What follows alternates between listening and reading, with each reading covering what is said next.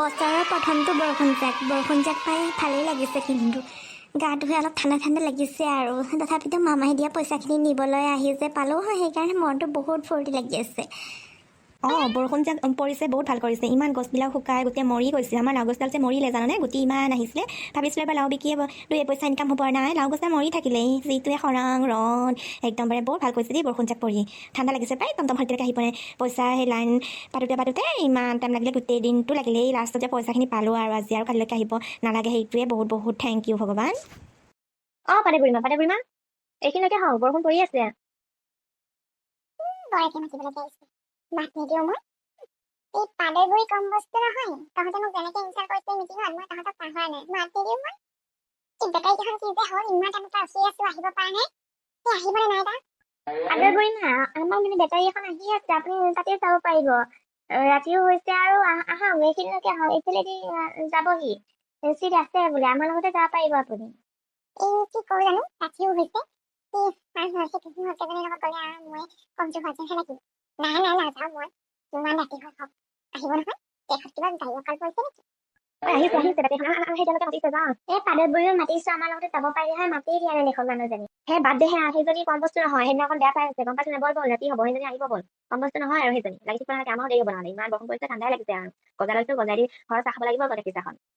বল আমাৰ একদম বাৰে ঘৰত চবে ৰখি আছে, সেই পইচা পোৱা শুনিহে একদম মাংসহে খাম বুলি। বৰষুণ যে পৰিলে আৰু এতিয়া সেই ঘৰৰ চাহ এটাকে মাৰিব দিছো আৰু। মানুহ দেৰি হ'ল নে? কেইটামান বাজিছে, খৰিও নাই নহয়। এতিয়া কি কৰো? ইহঁত এটা গুচি গ'ল দেখিছানে? ময়ো মোৰো অলপ দমটো বেছিয়ে নহয়। মাত চাত নিদিলে বাপেকে মাতিছিলে। যোৱা হ'লে ভাল আছিল, কি জানো হ'ব এতিয়া।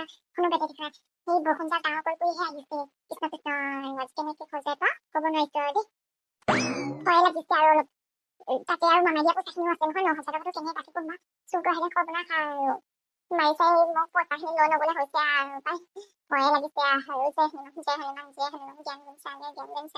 বাতৰিটো শুনি আছো, ক'ত বাতৰা ওলাইছে।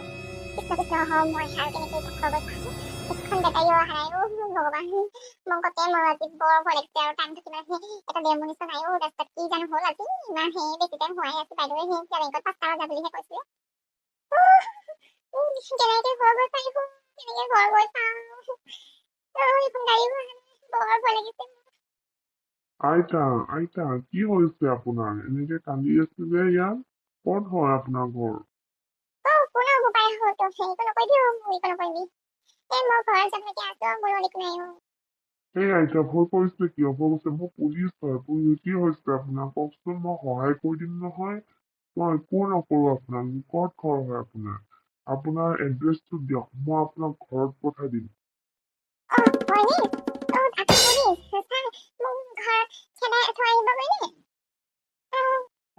আপুনি চিন্তা নকৰিব, আপোনাৰ এড্ৰেছটো দিয়ক, মই ধুনীয়াকে আপোনাক ঘৰত থৈ আহিমগৈ। মোৰ ঘৰ মধুপুৰত। এইফালে গ'লে হ'ব মানে, মই মামাৰ সেই পইচাটো নিবলৈকে আহিছিলো। দেৰি হৈ গ'ল আৰু বেংকত বহুত লাইন নহয়, এতিয়া বৰষুণ চৰষুণ পৰিলে এখনো বেটাৰী পোৱা নাই।